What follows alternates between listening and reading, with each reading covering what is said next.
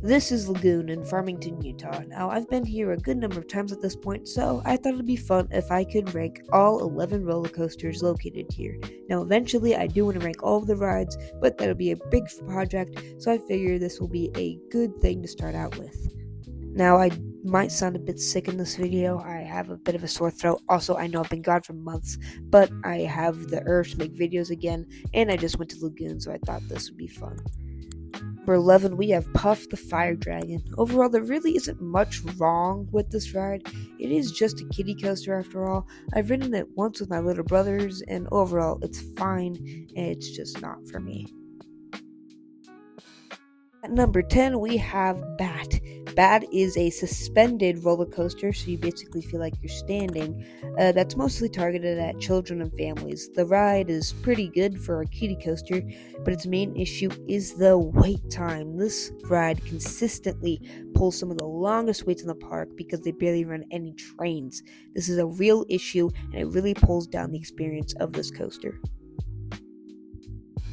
At number 9, we have Jetstar 2. Jetstar 2 is probably the biggest hit or miss coaster of all time. The actual ride experience is pretty fun. It actually pulls some pretty good forces. However, the seating is absolutely ridiculous. You can't go by yourself, and you actually have to sit in someone's lap, which just isn't comfortable.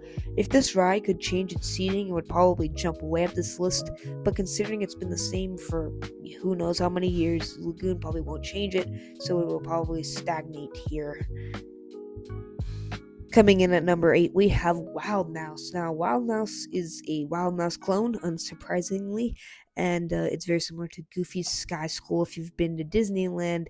And honestly, it's a mixed bag. It can be fun if you're with the right crowd, but on the few times I've actually rode this coaster, it just hasn't been an enjoyable time most of the time. The actual second half is much better than the first. As you can see, very jerky, not very fun, but the second half is pretty good. So if they can make a few changes, this ride could honestly get better, but it's a Wild Mouse clone. They never change, so it'll probably stay right here. Coming in at number 7, we have Bombora. I would argue that Bombora is one of the best kiddie coasters ever.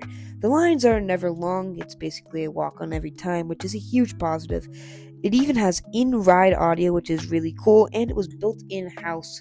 Lagoon built them themselves. It actually has some pretty good forces for a kiddie ride, and it honestly is a very good overall coaster.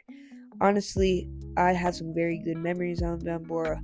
I remember lapping it with my cousin. We went like 10 times while my family was having lunch or something, and it was just a pure blast.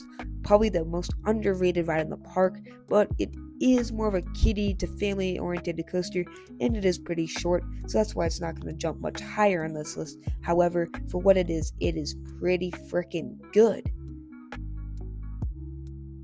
Coming in at number 6, we have Primordial. Now, let me just say, I am ranking the roller coaster portion of these rides. Now, when I do all of the rides as a whole, Primordial will come in much higher. I'll just let you know now.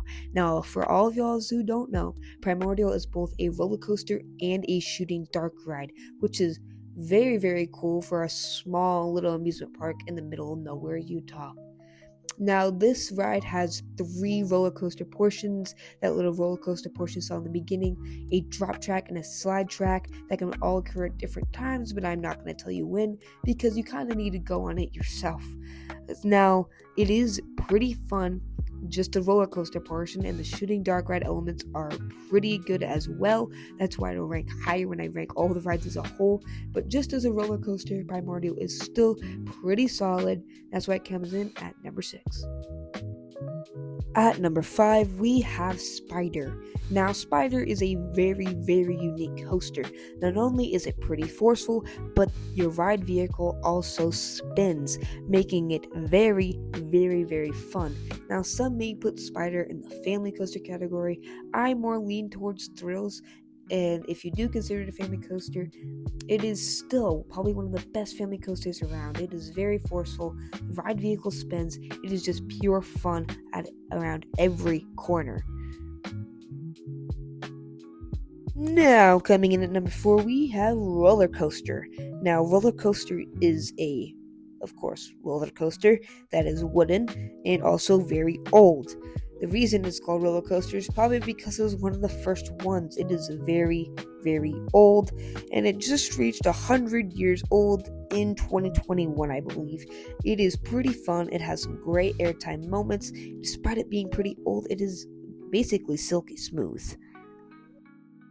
Now, coming into the top three, at number three, we have Colossus the Fire Dragon. Now, Colossus was one of my first coasters. It's my first coaster that went upside down, so I do have a bit of that nostalgia for it, but I think it's 100% deserved. Although the ride is really old, I believe it actually debuted in either 81 or 83. It still is very, very fun. It is pretty smooth. It is a little bit rough on some corners, but that just makes it even more forceful and even more enjoyable in my opinion. And it also operates incredibly well. They get you on and off there lightning fast, and it overall is probably one of the best well-rounded coasters in the park. And coming in at number two, we have Wicked. I ain't gonna beat around the bush. This ride peaks very early. It starts off with a great top hat launch as well as a fantastic inversion. The rest of the ride experience is fine, but that start is just absolutely excellent, thrilling all the way through. And the few downsides the ride does have is that sometimes the lines can get a bit long, and the ride is pretty short. But other than that, this is just a fantastic roller coaster, and it really trumps everything else except for, of course, Cannibal. Now, this is probably one of the best roller coasters in the entire US. You start off with this massive drop, and then there's a ton of inversions, some great forces, and it's just overall one of the best ride experiences you can find at Lagoon. Overall, it is honestly one of the best roller coasters I've ever been on. Maybe rivaled by Velocicoaster, maybe, but honestly, I'd put Cannibal above it just how forceful it is.